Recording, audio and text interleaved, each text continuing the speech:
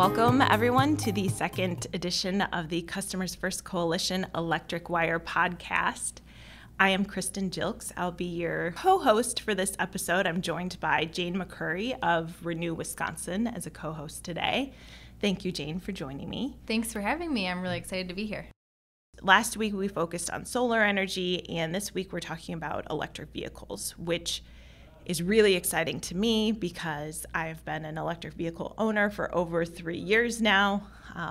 We own a Nissan Leaf, and I was very excited to have Jane as a co-host because she is also an electric vehicle driver, in addition to being the program manager for electric vehicles at Renew Wisconsin. So let's get started right away. Jane, can you just talk to us a little bit about your role at Renew and what your experience has been for the last 7 months of being an electric vehicle driver? Yeah, absolutely. So as you mentioned, I'm the Electric Vehicles Program Manager at Renew Wisconsin.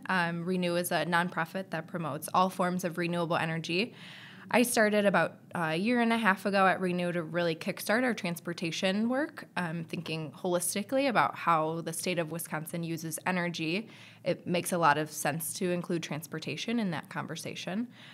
So I lead our policy work and education work, and also collaboration and coalition work to really promote electric vehicles across the state and make sure that we are preparing our communities and our residents for an electric vehicle future. I was thinking back on 3 years ago when my husband and I decided to get an electric vehicle, and many people know this, my husband is a conservative guy, and let me tell you, he watches budgets closely. And so when I first suggested getting an electric vehicle, and I'm noting it was to replace his F-150, he did the math, and he was cool with it. Electric vehicles are about half as much to fuel as a gasoline-fired vehicle.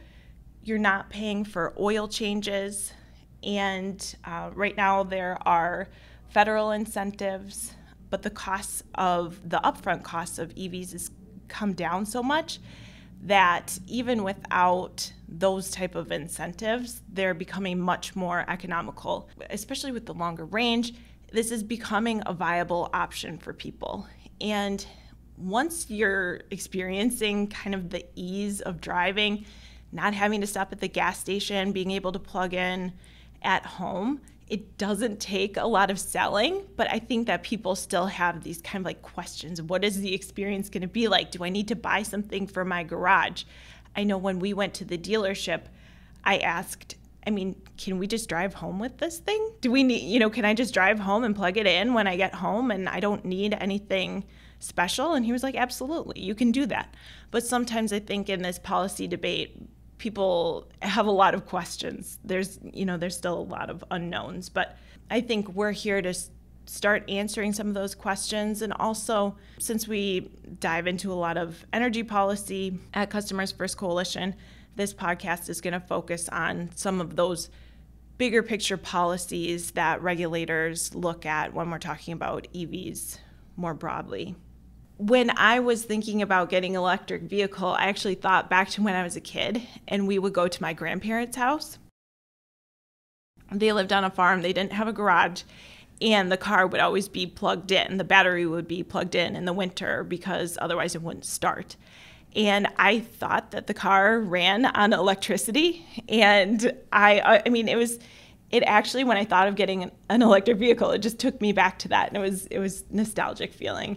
And I think it's really cool now that I can tell my daughter when we drive by a wind farm that is literally powering our vehicle. And it makes me feel good for future generations that as utilities transition their fleets to rely more heavily on renewables, the environmental benefits of electric vehicles will just keep getting better. Yeah, I think that's a great point about the environmental benefits of an electric vehicle. It's the only car that you can drive that runs on renewable energy. And a gas engine can be really efficient, but the only thing that you can put into it is a fossil fuel. So if you're interested in renewable energy, an electric vehicle is really the only option. One of the things that made me laugh so hard when we first got our EV, we drove up next to a Prius, and my husband said, hey, you dirty polluter. I just had to laugh. So I mean, funny. there are still emissions that EVs are responsible for, just because of the generation mix today. Yep. But as I mentioned, as we switch to more renewable energy, that environmental profile just keeps getting better and better. Yeah, and even today in Wisconsin, the emissions equivalent of an electric car is close to a 50 mile per gallon gas car. So, you know, it's still the better option when you compare it to most vehicle models on the market. I love your story about nostalgia and how that played into your vehicle choice. I grew up in Detroit, and I actually am, Henry Ford is one of my ancestors, so I'm really tied into the automotive industry, and everyone in my family has worked in transportation. So I feel a large nostalgia to the automotive industry and transportation in general, and so it's really exciting to be working on this next front in the transportation industry, and hopefully, you know, this revolution is better for the environment. It's more sustainable. It's more equitable, and so I think that nostalgia is really important as we look toward vehicle choices and what that means for our lives. And EVs are just fun to drive. Oh my gosh, yes. Right? There's just really good pickup. They're quiet. They don't smell. You can start it in the garage, and your garage isn't filled with whatever that is. Toxic fumes. Yes, right? And yeah, so it's really, I would choose an electric vehicle over a gasoline-fired vehicle now at this point, even if there weren't the other benefits. Yeah, me too, absolutely. Yeah, I bought a Tesla Model 3 in July, so I've had it for about 7 months now. I've driven 17,000 miles since then, so I've put a ton of miles, That's all electric miles on the car. I've gotten everywhere I needed to go. Like you said, I did the cost calculations, and I figured out it cost me about $70 a month on top of what I was paying for my previous vehicle to drive electric. And that's really because I swapped out an older used car for an almost brand new kind of top-of-the-line luxury car. And so $70 a month to me is totally worth it to drive a car that's super fun and fast and the latest technology. And I also have really enjoyed driving my electric car in the winter because you can heat it up, turn the heated seats on, it gets warm really fast. You know, sometimes there are rumors that electric cars don't work very well in the winter, and that's definitely not the case. You see a little bit of range loss just because it's really cold out, and that's harder on the batteries, but gas cars lose range in the winter too, just because it's harder to move things around when it's really cold out. Right. Yeah, I continue to drive my electric vehicle in the winter, and actually it handles really well. The batteries make it pretty heavy, so I have had no problems driving it in the winter at all. Yeah, me either.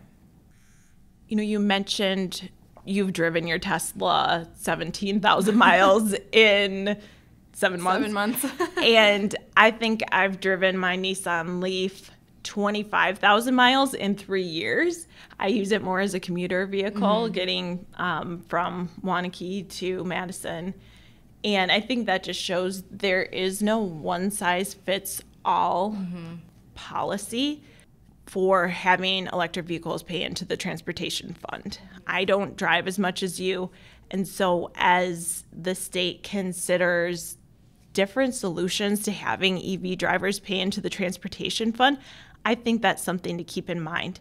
Every EV owner that I know recognizes the need to pay into the transportation fund. But as gasoline-fired vehicle drivers pay into the transportation fund via the gas tax, so it kind of captures usage, right now EV drivers are paying in $100 a year based on a registration fee. So I think it's just important that we don't know how much any EV driver drives. A reduced range vehicle, I mean, you're probably just not going to be driving as much as a Tesla owner. And so I think that's an important consideration just to keep in mind as policymakers weigh the future of transportation funding. Yeah, I think that's a really great point. And this is something that not just Wisconsin policymakers are grappling with, but we're seeing all across the country is how do we, fund the roads as the way that people are driving changes. And so I think there are some really interesting solutions that can address the different ways that people use different vehicles, whether it be different models of electric vehicles or electric versus gasoline or other. One of the things that has gotten some attention lately is the recycling of the battery components. First of all, the mining, and then also the recycling of battery components used in electric vehicles. Want to point out that gasoline-fired vehicles also use batteries and battery components, but as we kind of move towards greater EV adoption, as people realize all these benefits, do you have thoughts on the recycling and other issues? Yeah. So electric vehicles use lithium-ion batteries for the most part, which is the same kind of batteries that we have in this room powering our laptops and our cell phones. So this is a question not just for the electric vehicle market, but really for the technology sector, is how do we produce batteries in a way that is taking care of the people that are mining for these materials, and then also that can be recycled at their end of useful life. And so electric vehicle battery manufacturers and also automotive companies have really been grappling with this issue because they want to make sure that they're providing their customers products that are, equitable for the people that are building them. Mm-hmm. And so Tesla has kind of been leading the forefront on reducing the amount of cobalt in their batteries. Cobalt is a rare earth metal, and it's also a conflict mineral. So a lot of the people who are mining for cobalt are doing it in kind of unsafe conditions, and they're being paid really low wages to do it.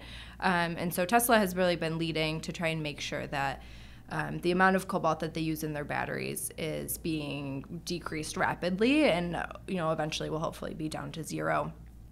There's no free lunch, and as we're trying to do better and make good decisions, there will, be trade-offs, and that's maybe one of the trade-offs that we have to make right now, but that the industry is really thinking about how they improve upon that. So that's in kind of the mining and creating of the batteries. On the flip side, when electric vehicles are at their end of life, those batteries still have a lot of energy capacity left in them. If you think about the amount of power it takes to move a vehicle at 75 miles an hour down the highway, that's a tremendous load that you're putting on that battery, that when it can no longer do that for the car, it can still be really great in other uses. So all across the world, there are labs and recycling manufacturing facilities trying to build out the supply chain to reuse and recycle the batteries. So for example, there have been case studies in 7-Elevens where reused electric vehicle batteries are being used as backup generators to power the refrigeration systems if the power went out. So those batteries can be reused in other use cases, and they're also full of really valuable materials that can be recycled at the end of use. So those supply chains are being built out now. There aren't a ton of electric vehicles at their end of life yet. These vehicles are really resilient. They last for a really long time. So it's not something that we have seen a ton of yet, but that the industry is really preparing for. What is the useful life of the battery of an electric vehicle for the vehicle use? Yeah, so they're warranted. Most electric vehicle batteries are warranted for either 8 years or 100,000 miles, whichever comes first. So that's a really long time for the really powertrain of a car to be warranted for. We're seeing electric vehicles that are lasting long after that warranty is up. I know there are Teslas that are just driving in a big loop around California and have gone 1 million miles on the same battery pack and are seeing minimal degradation. So they really are pretty resilient. I read that a Nissan Leaf battery can last 22 years as well. Let's just be clear. What is the environmental profile for the life cycle of an electric vehicle versus a gasoline-fired vehicle?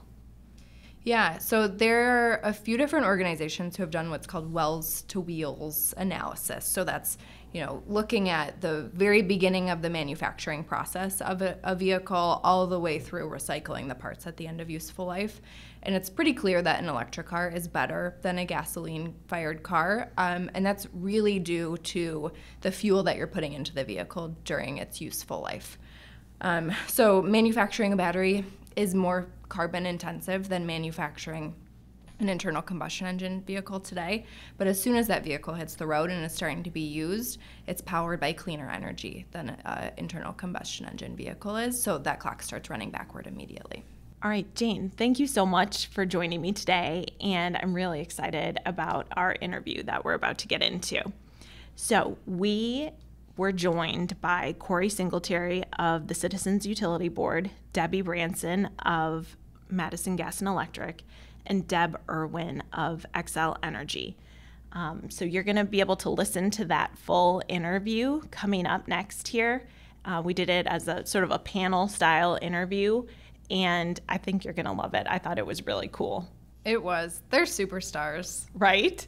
It was a great discussion, and I really didn't want it to end, to be honest, but we're trying to keep the podcast a manageable length for you. Before we throw it over to this interview, you have to tell me the story of how you got the nickname EV Jane, although it's somewhat self-explanatory. So I do a lot of EV communications for work, and I'm just really passionate about it. And I was tabling at a Renew event for one of our solar programs, and someone came up to me, and I introduced myself as Jane, program manager for Renew, and they said, "Oh my gosh, you're EV Jane," and I loved it. So now it's my Twitter bio. Some people call me EV Jane. Love it. So here we go. We will throw you over to our interview with Corey, Debbie, and Deb right now.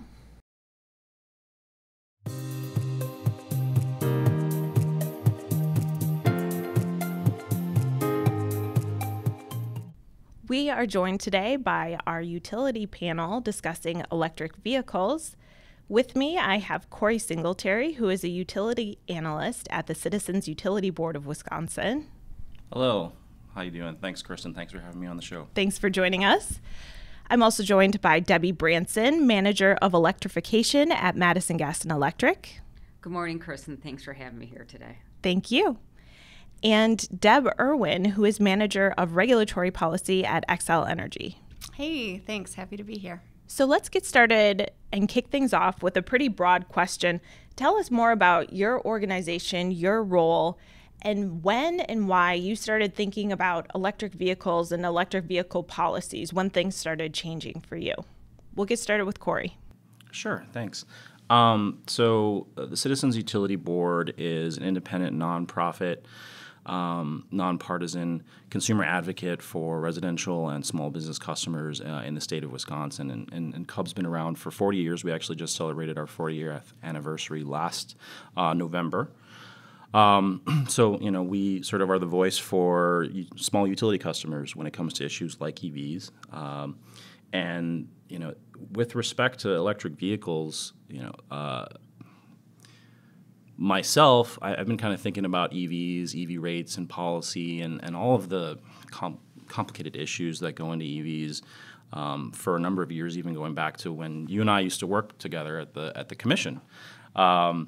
Thinking about, what it means to, facilitate electric vehicle transition from internal combustion vehicles, and all of the complicated issues surrounding that.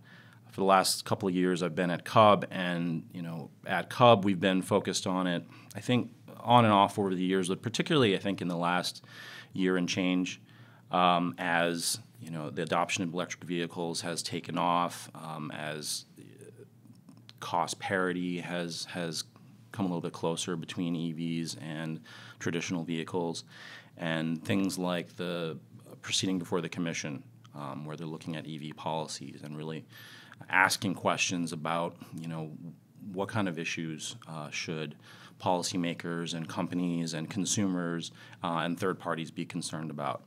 And our role as the consumer advocate is primarily to think about it from our cost perspective, but there's a lot of consumer issues surrounding EVs, and so that really gets to sort of our core mission. But really over the last year, we've been putting a lot more thought into electric vehicles and what that means for consumers in Wisconsin. Thanks, Corey. Debbie? Yeah, my role of manager of electrification, I'm in our energy products and services group, and I spend a lot of my time designing programs and resources to meet the needs of both our residential and our business customers who are considering electric transportation. So that could be a vehicle that they're using as their personal vehicle or somebody that wants to use it for a business purpose. And MG&E started thinking about electric transportation before I even started with the company. It was about 10 years ago. We recognized that utilities could really help move the market by installing public charging stations. So we began building a public charging network, and at the time it was one of the largest in the region. Also at that time, drivers could only go about, 60 to 80 miles on a single charge. So batteries were much smaller, and people were a lot more nervous about driving an EV without having a public charging network. But a lot of that has changed. The battery technology has improved tremendously, and vehicles can travel much farther. So today, and it's based on what we've learned from our customers who have been early adopters in the Madison area. So today we focus more on programs that help customers with home charging, and that includes apartments and condos. About 53% of Madison residents are renters, so we need to work with them as well. And about 80% of charging happens at home. It's easy and convenient for drivers. Deb Erwin from Xcel Energy. Thanks. So Xcel Energy has 3 strategic priorities that line up really well with electric transportation. It's leading the clean energy transition, enhancing the customer experience, and keeping bills low. And so a few years ago, Xcel Energy started piloting a few programs for customers that really kind of hit all of those things. There's a lot that we can do now that we've been decarbonizing the sources of electricity that we're using. So there's a lot of benefits that we can bring to customers that way, as well as, helping them lower their overall energy costs by helping them electrify their transportation needs. And the other thing that we're trying to do is just make it easier for customers, make it a more seamless, no hassle experience to transition to electric vehicles. So those are things that, have caused us to really spend a lot of time focusing on this because we think we can deliver a lot of value for customers in this area. Deb and Debbie, you have really great programs to promote driving electric.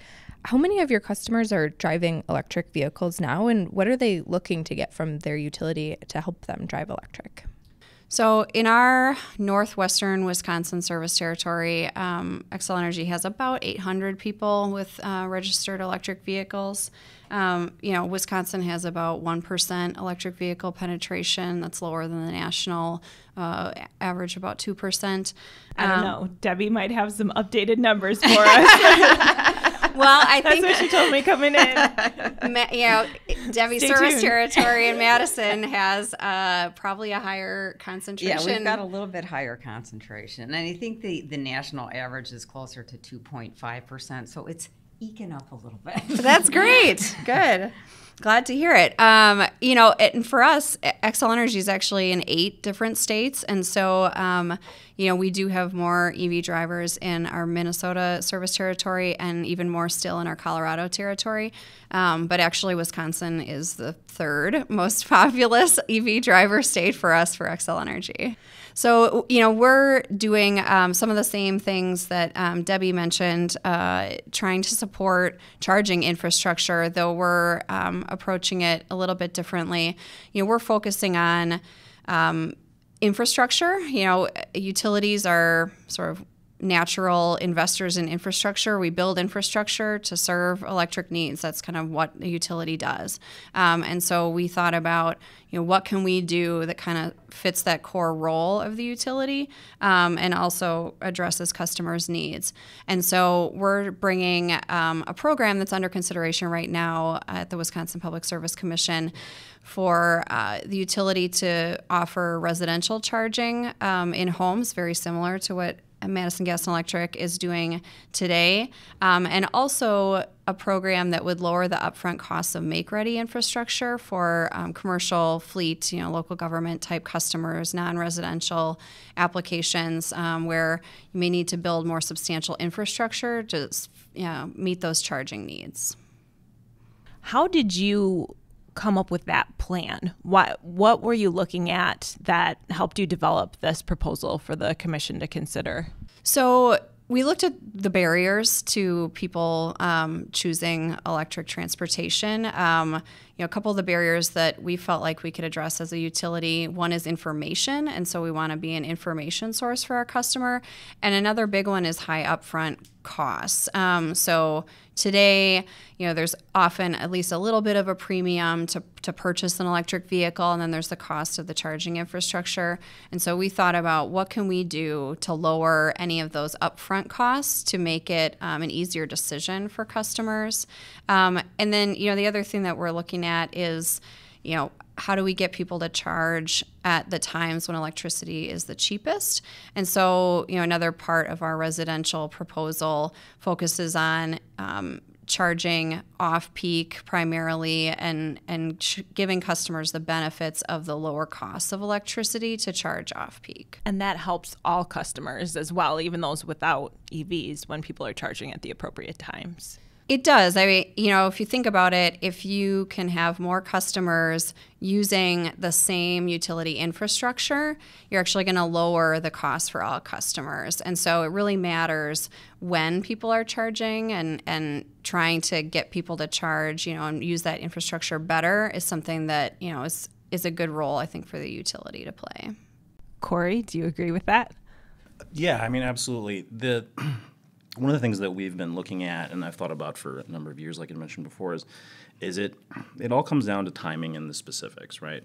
If everyone, let's say you had a bunch of people with electric vehicles. You look at a city like Madison, where you have a higher penetration of EVs, and folks work a 9 to 5. Your vehicle's charged. You go to work. You come home. What's probably everyone's natural inclination is to come home, you drive into the garage, you probably have a plug there, you plug it in to charge, and you plug it in to start charging then, right? Everyone comes home between 5 and 6 o'clock, and so you have, whole neighborhoods worth of vehicles coming on to the grid at once. And one thing that people probably don't realize is an electric vehicle charging load, depending on what kind of charger you have at home and so forth, can be equivalent to, your household load, right, at various times. So you could almost think of it as increasing the household size in terms of electricity need by 50%, 100% just by plugging in that EV. And you multiply that by tens, hundreds, thousands of electric vehicles, and if you don't get that timing right, you can have people coming on right in the evening, which oftentimes, particularly right now, let's say in the winter, that after work period is a peak period in terms of cost, in terms of what it costs the utility to provide electricity to customers. So, one of the things that we've really emphasized in conversations with our utility partners and other stakeholders, as well as other consumer advocates in other states, is, what we would like to see is, as programs are proposed, both in terms of customer-facing solutions, in terms of rates or infrastructure like charging stations, and things beyond the utility regulatory area, that a focus on efficient utilization of the electric grid is key, and that be front and center, and also making certain that when you're looking forward and setting goals, that one of the goals is to maximize the benefits of EVs, and that really only happens is if you're able to tap into some of these efficiencies. Well, I just wanted to elaborate on that a little bit. So we have a charge-at-home program similar to what Xcel is proposing, and it does have a managed charging component. So, and we've been doing this now for a couple of years, so we do have some experience in how customers are responding to this and to some of the data that we have. And we want to look at programs. We want to make it convenient and affordable for EV drivers, but also provide benefits to customers who either choose not to or maybe can't afford to get an electric vehicle. And if we're able to manage the load on the grid by managing EV charging, we can better manage costs for all customers.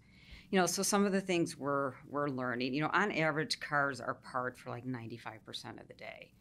And based on our charge at home data, when, like Corey's saying, people come in, they plug in their vehicles, they've got them plugged in for 9 hours, but they're actually only charging for like an hour and 45 minutes on average.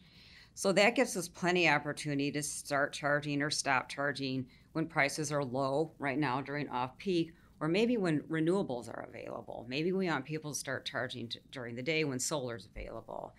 And so far, we've had several what we call charging events. So that means we might go in and delay charging or reduce power to a customer's stations.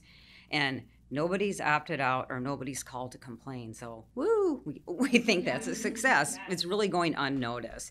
And we also just finished a study with our charge at home participants, and only one customer said it was somewhat inconvenient. Everybody else was like, it was fine. I didn't even notice it.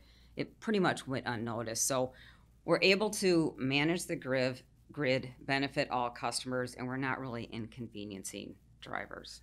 I have to say I agree with that, and it really rings true to me. Just in terms of maybe something more people have experience with is my iPhone. Now, when I plug in my iPhone at night, I get a message that says, optimized charging has started. Your phone will be charged by 5 a.m. And I don't know exactly what's all happening with that. Maybe it's slowing it down or how it's doing it, but I'm okay with that. It sounds good to me. And I also drive an EV. I think it would be a similar situation with EVs. You don't want people to have to think about it too much, and it doesn't sound like they have to with your program. No, they don't. And they do get a 24-hour notification, and they can opt out if they want to. But so far, nobody's even opted out. So they're aware of it, but it's just, I guess, if their vehicle is plugged in the morning when they need it, doesn't seem to matter to most customers. So one thing that about that, and I think bridging what both of you just mentioned, is one thing to consider is, and we think is really important, is while electric vehicles are 1% to 2%, depending on the source you're looking at right now, if you look forward and say, okay, well, what do we want the sort of the system or the ecosystem of electric vehicles to look like in 10, 20 years, and what do we need to accomplish that?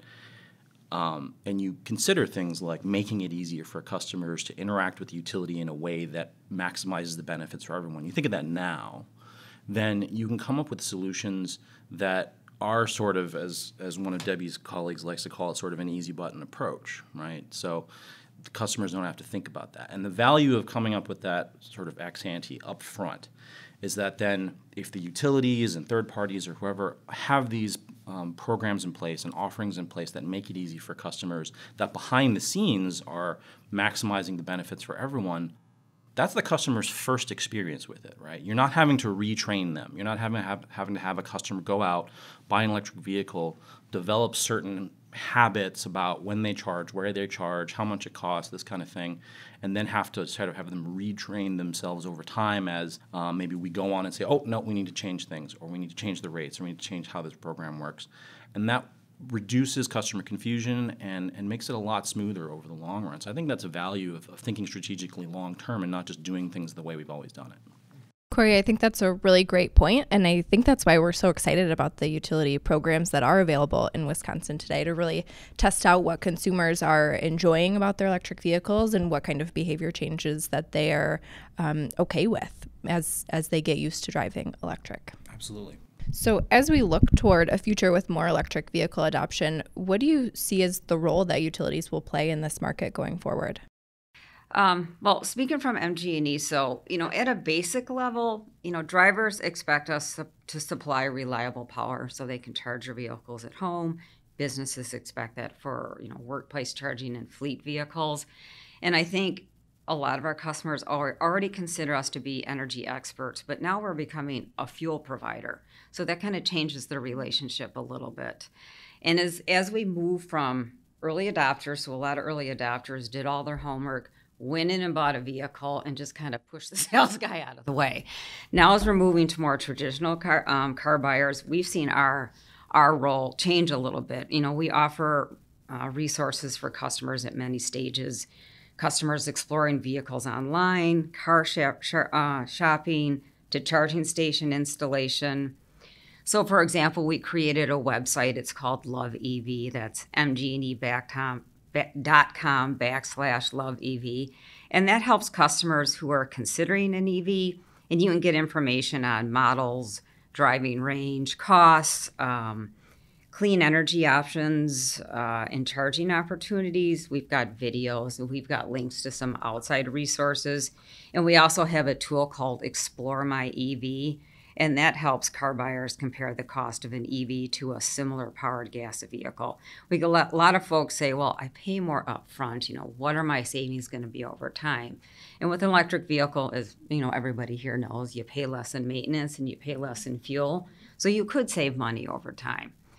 And then we also talk to our customers a lot about clean energy options. So a lot of customers want to be able to charge on renewable energy. So we tell them about our shared solar program and our Green Power Tomorrow programs. And our public charging network is all powered by wind. I like to say that clean energy is contagious. So, once you get interested in renewable energy, you oftentimes get interested in an electric vehicle and vice versa. So it's really exciting to hear that you're sort of looking at that interaction in the market. Deb, do you want to talk about the role of utility in the electric vehicle market? Yeah, I think there's a couple of roles that we're looking to play, and a lot of other utilities are probably in a similar boat. It's advice, assistance with installation, and optimization. And so, we've talked about kind of how to realize the most benefits and bring benefits to all customers by making sure that charging can be managed or is taking place at sort of the optimal time for the grid. And when it comes to advice and installation, I think utilities are a trusted energy advisor, and so people are naturally turning to utilities to find out information about what would an electric vehicle mean for me. And so we have tools similar to what Debbie talked about for MG&E. We've got an electric vehicle advisor tool, and guides for sort of step-by-step what you need to do and think about when you're installing charging infrastructure. So just trying to make that process easier for customers. And then the programs that we're working on and trying to bring to a number of our territories, including Wisconsin, have to do with making that installation process and that transition easier. So, our customers don't need to figure out, hiring an electrician if they don't want to. They don't need to figure out how to bring this new equipment to their, property. We can take care of that for them as their energy provider. Yeah, so the role of the utility with electric vehicles and fleet transition, from the way we kind of look at it is there's a couple ways to view the role of the utility. Obviously the utility's job is to maintain the grid and continue to provide safe, affordable, reliable service, and they're always going to be there. Dealing with sort of the back-end infrastructure, the distribution. Deb mentioned make-ready, essentially everything from what we traditionally consider the grid, up to the point where someone hooks up a charging station, whether that be at a Hy-Vee or a gas station or at a home. So there's that sort of traditional utility role of the grid operator and the power supplier. And part of what both Debbie and Deb have mentioned is this sort of new role that's customer facing. There's sort of the last touch point that the customer deals with in terms of transportation, where they're buying their fuel from the utility in some cases directly, and the utilities are putting in place programs where they're putting in electric vehicle charging infrastructure and say vehicles in homeowners garages or whatnot. And when you start getting beyond the standard sort of provision of utility service, and you start getting into these sort of endpoint use cases for electric vehicles, DC fast chargers, what's the utility's role when you get into things like public charging infrastructure and that kind of thing. That's a somewhat newer area, at least as we are viewing it. And one of the things that we've mentioned a few times in various comments is we agree with the utilities that they are uniquely positioned, particularly in the early stages of this EV transformation, to be that trusted advisor, to be the entity that can provide these services, whether it be make-ready, whether it be equipment or rates or other facilitation for EVs. And we don't necessarily have a problem with that from a consumer advocate standpoint. The only thing that we are sort of constantly throwing out there for people to remind people is, okay, well, these are regulated monopoly utilities, and it's all fine and good that they provide services for customers to meet the demands of the utilities consumers and customers, but those programs shouldn't be paid for by essentially non-participating customers, right? If you look back at some of the work CUB has done in the regulatory area, programs like what MG&E's got and, some others, we haven't really had a problem with. If you look back at some of our testimony, it's like, yeah, this is fine.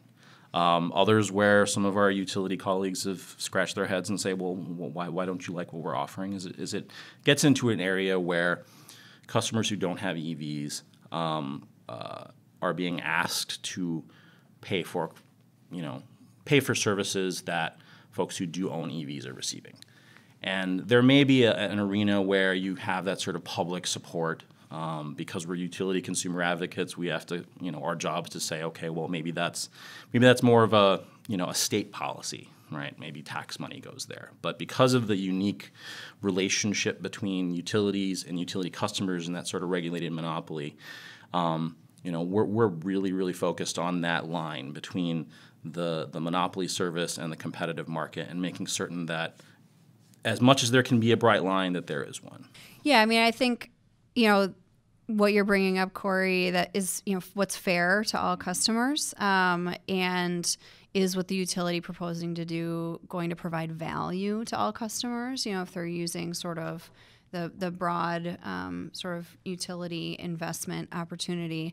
And I think there are a lot of cases where it will deliver value and there are other cases where it won't, right? And so, that's sort of what the regulatory process, I think, ferrets out in a lot of ways, is, as a regulated utility proposing something, we try to think that through as best we can, before we sort of put forward a proposal, before we put forward what we have in Wisconsin right now pending. We tried to talk to stakeholders, get some feedback, get some input, figure out if we're thinking about it, correctly, and making sure that we are delivering benefits. And to the extent that there's a benefit just going, say, to a particular customer, that customer is the one paying for it.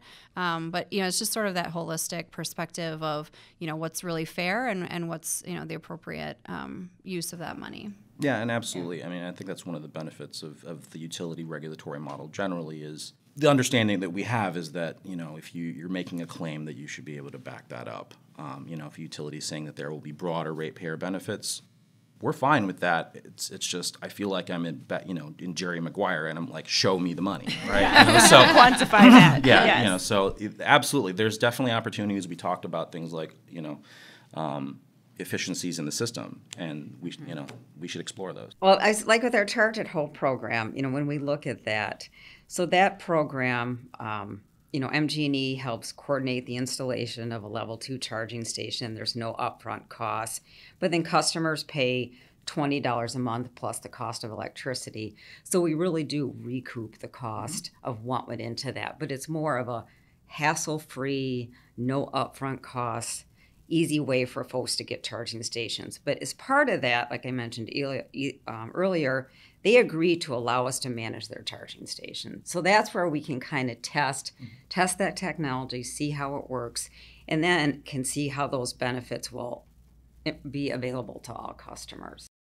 Well, and I was just going to add, to some extent, this is pretty early days, right, in transportation electrification. So, there's not always going to be a ton of data available. If everyone thinks that there are benefits to a specific approach, to some extent, what utilities are trying to do right now is test things out to demonstrate those benefits. So, I think the utilities are hoping for flexibility and kind of a supportive environment in which to test some of that stuff out because, we don't have all of the experience today to demonstrate all of the benefits that we think that we can deliver.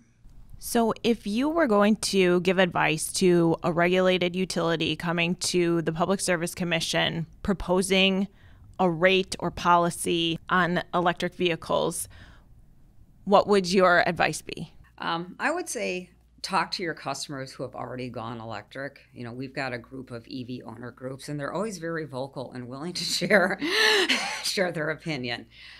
So customer feedback has been really invaluable to us in designing our programs. And we talked about this a little bit already. I mean, consider programs that, yes, make it charging convenient and affordable for EV drivers, but also look at things that can help benefit other customers. And I think the managed charging component is really critical to doing that. If, here's an example. So I think I mentioned that the cars are plugged in for 9 hours are charged at home. They're only charging for an hour and 45 minutes. That's a really good opportunity to kind of shift charging and move charging. I mean, what happens is if we have a customer, what's called our time of use rates. So that's where if somebody charges in at 9 o'clock, they pay less because on the grid overall there's less electricity use. Well, what we're seeing with our charge at home customers is they're on shift and safe. So a whole bunch of them are charging at 9. So if you just have a time of use rate and everyone starts charging at 9, you're creating new problems on the grid. So then now we're seeing peaks at 9 p.m. With the managed charging like we do at Charge at Home, we can kind of stagger those charging times over that, from 9 p.m. to 10 a.m. So that smooths out the effect on the grid.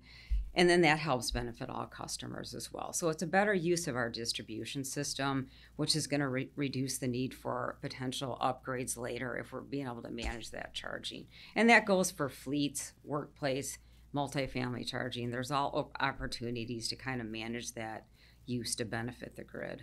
So my advice for a utility thinking about offering a program or a rate, in our experience, one size does not fit all. There are a lot of different charging needs and customer profiles and different situations. So what might work for a single family residential charging situation is not going to be the same thing that's going to work for public charging infrastructure. And so, right now we have chosen a couple of areas to focus on in getting started in Wisconsin, and we realize that what we've proposed does not meet all use cases, and I think that's okay. I think we want to get started, but just realize that in kind of getting involved in transportation electrification, it's complicated, and people, you need to think about what your customers' needs are and how to deliver those benefits. And so,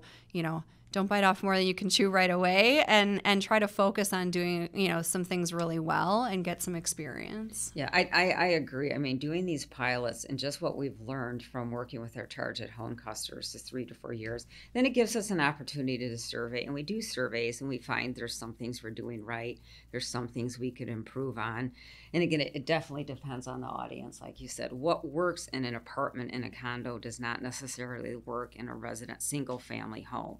And then fleet customers, that's a whole different kind of customer group that we're trying to work with. They're going to be having larger vehicles with higher energy requirements, different rate structures. So now we're kind of learning about, the vehicles are just kind of coming around to this area. So we're starting to work with businesses early on, first of all, to help them understand to work with your utility on the front end, because your electricity bill is going to look completely different now that you're using it as a fuel, and even helping them understand what's available, when they should be charging. So it's a much different conversation that we might have with our residential customers. Corey, I want to ask you that same question and then add on one thing. Should they do something? What's your advice? And should they be doing something? It's like you're reading my mind. So, what should the utilities do? Obviously, they should go talk to their consumer advocate first before they even propose something before the regulator. Step number one. But seriously, one of the what I was thinking about, and I think I even went.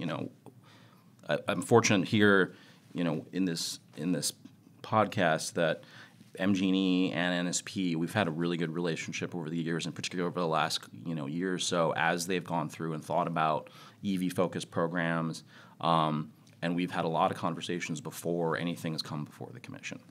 But I think most recently when Deb and I spoke about, I think some of the proposals she mentioned that they were doing is, invariably one of the questions we always ask is,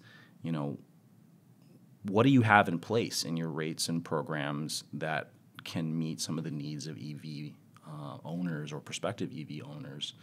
Is what you're proposing needed, All right, and I think there's a natural urge or instinct when you are piloting something to want to come up with something fresh and new and like out in left field and create a new something for, say, electric vehicles. And, you know, we had most recently a municipal electric utility close to Madison propose an EV targeted program. They wanted to put in a new rate.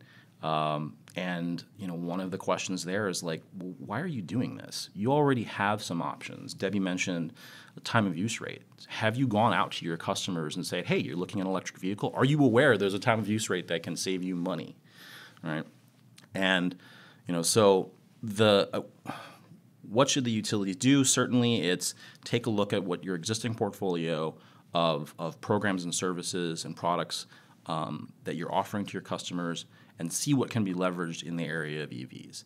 And some of it gets back to what I was talking about in terms of the new relationship between electric vehicle utilities and electric vehicle owners and utility customers generally is, you know, I believe all of the utilities in Wisconsin have time of use rates, which electric vehicle owners generally would all benefit from being on. But I think less than 1% of all residential utility customers in the state are on a time of use rate.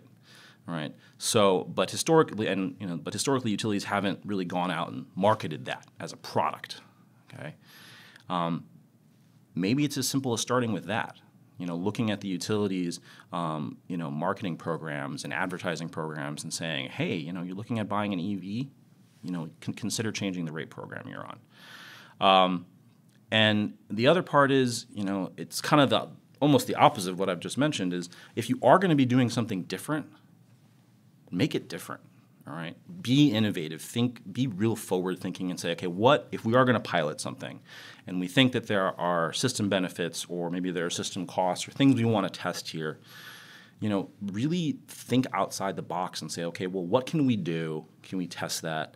And be willing to be, you know, nimble and whatnot. And Deb mentioned, you know, the utilities are looking for this kind of flexibility to really kind of carve out some information gathering and do some pilots. And I think as consumer advocates at CUB, we're not opposed to that. But we want to see that there's sort of some thinking going on and there's a plan, right? So it sounds, you know, literally what I've said is do nothing and do everything. But but we'll get right on that. I think it's taking a measured approach because there are a lot of tools that the utilities have available to them right now. It's just rethinking how they engage with their customers. And then I think once you sort of tap that out, to Deb's point, there isn't a one size fits all solution. And say, okay, well, what we have meets the needs of X% of our EV customer base. How do we provide products for the rest? And that's, you know, and I know we've talked about this before, Corey, but that's what we did too when we rolled out our Charge at Home program. We do promote the time of use rate. We rebranded it. We came up with some new promotion, really promoted it to our electric vehicle drivers. Some people have signed up, but we just sent a survey out. So now we're going to learn, you know, why people are signing up and why they're not. Some people are saying, I don't want to charge my vehicle at night. I can't switch all my time at night, or it works for me, that's fine. So by doing that, but I agree, I think it was really a good idea just to kind of look at this time of use rate. We don't have a lot of people that are signed up for it now. We haven't promoted it to EV drivers yet. So let's come up with a promotional campaign, see who's interested. And then after we've done it for some time with these pilots, an opportunity to do surveys and focus groups and get feedback and figure out what we need to do to improve that. Is it design a new rate? Is it tweak our existing rates? You know, to really kind of get to what customers are looking for to help them reduce their charging costs. And that was a long-term process. Yeah. You know, we CUB is part of a work group with MG&E, and I remember, you know, we went through, I don't know how many meetings over how many months where we were kicking around ideas of like, well, what new rate do we come up with for electric vehicle owners? And ultimately it came that we all arrived at the conclusion of, okay, well, hang on, let's pump the brakes a little bit. Before we create something new, let's figure out why customers aren't even using what's there. And that, you know, I have to applaud MG&E for going through that process, both internally and as a stakeholder process. Just a little plug for utilities to work with, you know, the broader stakeholder community. But that's the kind of thing I'm talking about in terms of advice for what we think the utilities should be doing. Yeah, well, and I think, it's interesting, and we kind of have a history of doing this in Wisconsin. I think of utilities trying out different approaches to things. So the one thing I would say that's materially different between what Xcel Energy is proposing to do in Wisconsin for residential customers versus what MG&E is doing today is that we are planning to use the chargers to measure electric usage so that we can actually apply a different rate, a time of use rate, to just the EV charging. So, I think we can all learn something from that, right? We can learn is that a better fit for customers? Is that, sort of need to move the whole home to time of use a barrier that you're experiencing at MG&E that we can, sort of test out and solve for by using advances in technology? I'm interested to see where that goes, because we do have people that say, I just want to meter my EV charging. But then if they have the cost of a second meter, that can be prohibitive. And I think that happened in Minnesota. People didn't sign up for those programs because they're doing the comparison to the gasoline and the electric, and then they have to install that second meter. So then they're not seeing the savings. So trying to use that utility grade meter that's in the charging station might be a good option for people just to really have sort of an EV specific rate. That's exactly right. And that's how we got to where we are today, is that, we initially had in our Minnesota territory a separately metered rate, and that, in talking to customers, that meter cost was a barrier. And so then we kind of said, okay, well, what else can we do? Is there anything else we can do to get rid of that meter cost? And that's how we got to using the chargers for that purpose. I'm really loving this conversation. I feel like there's been a really great through line about how do we make the electric vehicles themselves and the electric vehicle programs that utilities are coming out with really beneficial to the drivers and also to everyone on the electric grid and all ratepayers. So I think it's really exciting, and it's exciting to see everyone in the room thinking through those questions and working together. And I think, us in the room and everyone listening will have some really great solutions. So Kristin has a really exciting question that she's been asking all of her guests. All right, this is the last question, and I'll pose it this way. If you had all the power, get it?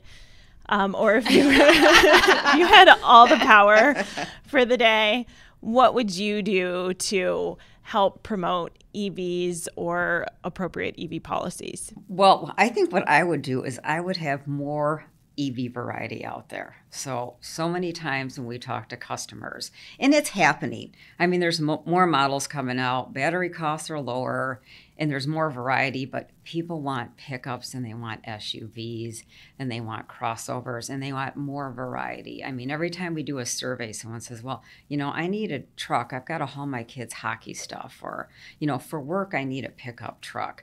And that's coming. So I think that's going to really help move the market. Another thing that's really important, and we continue to work on it, and I think all utilities continue to work on it, is partnering with local dealerships. Because at some point, you have to go buy the vehicle and you have to work with the dealership. And again, a lot of the regular car buyers haven't done all their homework. So when they go in, we've had car owners that buy an electric vehicle, leave, and have no idea where to charge it. And they might live in an apartment. So they're going around using public charging stations and not really having an opportunity to charge at home. So I think utilities and dealerships can work together to inform drivers on the benefits and help them understand how to charge at home. So we've done that. We've had reward programs. We've done some training. We've got point of service displays. And the dealerships have really been receptive to that partnership, and both trying to work forward to make sure people are educated when they drive off the lot with that electric vehicle and know where to charge and how much it's going to cost them to charge your vehicle. Corey? So I'm going to preface this by saying what I'm about to say is my opinion only and does not represent the official position of CUB. So I was thinking about this. I'd listened to the past shows, and I noticed that you were asking this sort of bright idea question, and I was racking my brain, and it occurred to me that really there are two ways you have to answer this. Okay, one is when you're talking about promoting EVs. Are you talking about just sort of facilitating people buying EVs and having a good EV owner experience, all right? And just sort of letting the market go where it's go and try to reduce some barriers a little bit. In that case, my sort of bright idea is a little way out in left field and really has nothing to do with the utility regulatory area, but gets to one of the things that Debbie had mentioned is I would propose folks look at the state of Wisconsin's dealership laws and insofar as enabling, really it's specifically Tesla vehicles to be sold in the state of Wisconsin. For the simple reason that, to Debbie's point, more options, right? Objectively the best performing electric vehicles, unless you need a truck or something like that, although there is a truck coming, are Tesla vehicles from a range standpoint, from a features. There's been press recently from the automotive industry that they've looked at what's in the Tesla Model 3 in terms of electronics, and they're like, we cannot compete with what Tesla is doing. And I think just generally looking at, I think that's an example of, okay, well, let's look at our dealership laws in terms of increasing options for customers, and similar things that may be just sort of structural impediments to people just buying a vehicle, getting access to the vehicle they want. The other one is, are you, as opposed to just facilitating, are you actually trying to accelerate the adoption of electric vehicles, right? And in that area, again, this is my own opinion, no one, send hate mail to Cub, is, there's a chicken and egg infrastructure problem we've sort of danced around in this discussion in the show today. And, my sort of bright idea is, look at alternatives to the existing gas tax like VMTs and things like that, and have a specific amount of that revenue go towards, public EV support, charging infrastructure, that kind of investment. Because particularly since we are a Midwest state, if going from Madison to Milwaukee in a Leaf or a Tesla or something like that's not that necessarily that big a deal. But once you get there, depending on your vehicle, you may be down to the bottom of your battery and you may need to charge it. So having that charging infrastructure is really important, and that's more of a societal and public good question, right? So that's if you're really trying to push the pedal, is money has to come from somebody, ideally not the utility customer. So let's find a way. Deb from Xcel. Well, yeah, I'll maybe have the same disclaimer. I don't know if this is the Xcel position. This is more of the Deb Erwin position. But, I would just encourage everyone to focus on the end goals instead of, sort of what change are we talking about from the status quo. So, if your end goal is lower costs for everyone, lower the cost of transportation for everyone, reducing carbon, addressing the fact that transportation is now the largest source of carbon emissions in the United States. If those are your goals, focus on that. And focus on, what can you do between where we are today to get to that future of realizing all those benefits, instead of getting stuck on, but this is what the utility does today, or but this is how things work today. So just focus on those end goals. That's my idea. And that's a good point too, is looking at options for customers that can't own vehicles. So we've looked at opportunities for how do we support car sharing, electric transit buses, electric bikes. So there are a lot of opportunities to really make clean transportation available to all customers. Thank you so much to our panel for joining us today. Thanks, Kristin. Thank you.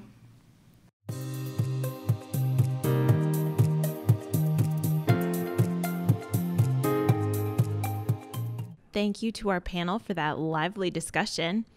And thank you to the members of the Customers First Coalition for sponsoring our podcast.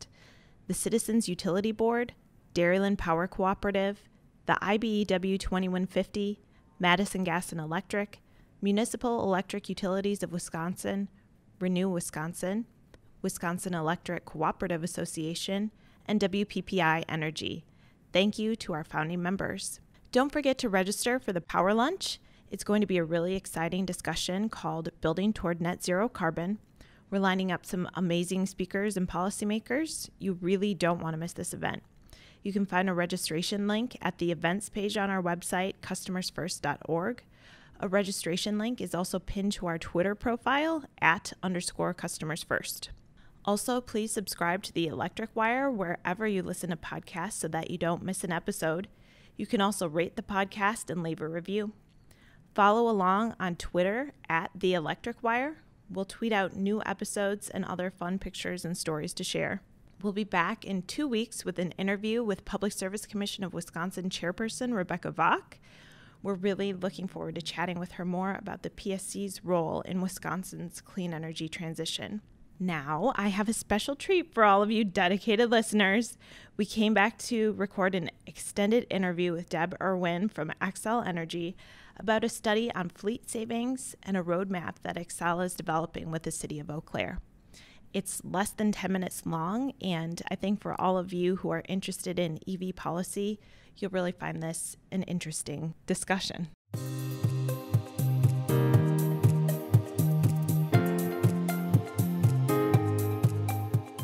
Thank you, Deb, for joining me.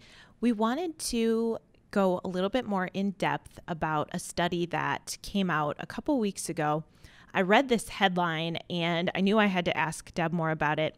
It says millions of dollars could be saved if large organizations switch to electric or hybrid vehicles, study finds. The study was conducted by Xcel Energy in Minnesota, Wisconsin, and Colorado. So I've got Deb Erwin here. We're recording this separate from the utility panel that you heard earlier on this podcast, but I wanted Deb to share a little bit more about the cost savings that this study found. Thanks, Kristin. This was a really cool thing. I talked about wanting to play that advisory role for our customers and help them understand what it means to transition to electric vehicles and what the benefits would be for them.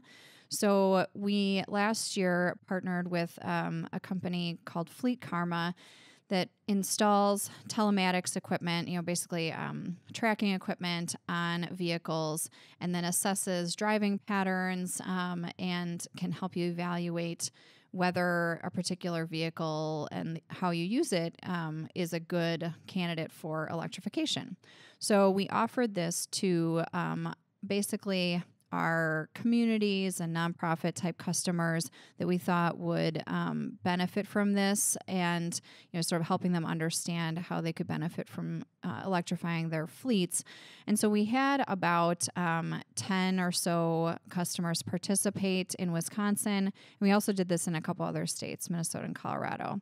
And when you combine the 3 states and everybody that participated in that, we found that if 184 fleet vehicles were switched to either all electric or plug-in hybrid electric, that would save a total of $2.5 million, including 45,000 gallons of fuel savings and carbon reduction of about 1,200 tons. So, looking just at one of our customers in particular, City of Eau Claire, they would save more than $100,000 on total cost of ownership for their fleet and be able to reduce their carbon emissions by almost 60 tons annually. So those are things that were really important to them. And, building on that type of knowledge, they even wanted to go farther and sort of make a plan for their fleet conversion, what they can do in the city of Eau Claire, and what they can do in the community as well. And so another thing that we actually did recently and is under consideration by the Eau Claire City Council right now is called an electric vehicle community roadmap. So we have this program at Xcel Energy called Partners in Energy, and we offer communities the ability to kind of help them plan to meet various sustainability goals. We're starting to get more interest from communities in how they can approach electrification. And so Eau Claire is actually the first community in all of our 8 states to work with us on this electric vehicle roadmap. And so we use kind of the Partners in Energy format where we had a couple of workshops with city staff and Xcel Energy staff and some external consultants that we brought in. Really got into a lot of detail about what it would mean to electrify, everything that the city of Eau Claire has for transportation. So we had, city management folks, we had IT, we had fleets, we had transit, we had all sorts of different representatives from within the city entity itself. And then we also talked about how the city can set an example for the community and meeting their broader community goals for carbon reduction. And so we developed this roadmap, identified priorities, identified then steps that could be taken in, the next few years, some concrete things that they can do to sort of move the needle and start to realize the benefits of transportation electrification. For other communities who may be interested in working on a similar roadmap, could they find something online? Are there resources you've developed? That's actually a great question, and that is one of the things that we wanted to do with Eau Claire being the very first of our communities to do this. We were sort of charting new territory, and so we have been not only developing this roadmap for Eau Claire, but also actually tools for communities. So I don't think those are available just yet, but they should be relatively soon. And we want to be able to offer kind of this community roadmap support for other communities as well. But yeah, that was part of the idea, to sort of lay out what can we do to be helpful to communities here. Are there any lessons learned that you can share with the state as they look at ways to spend the VW settlement money on EV charging station grants? Well, I would just say it's complicated to think about all of the infrastructure and all of the considerations to take into account. So, a lot of the discussions we had with the city of Eau Claire, for example, related to what other existing infrastructure is there, what other projects have planned, are there ways to take advantage of if there's going to be a construction project or there's going to be some work done in a particular area to help, sort of take advantage of that construction opportunity and maybe have a lower cost to doing that charging infrastructure work. So it really requires kind of peeling back a lot of layers of what's going on. It's not as easy as just kind of plopping a charging station, on a map wherever you feel like it. There's actually a lot of kind of micro level decisions that need to be made to really optimize and make it the most cost effective. Thank you so much for joining me again, Deb. Thank you. My pleasure.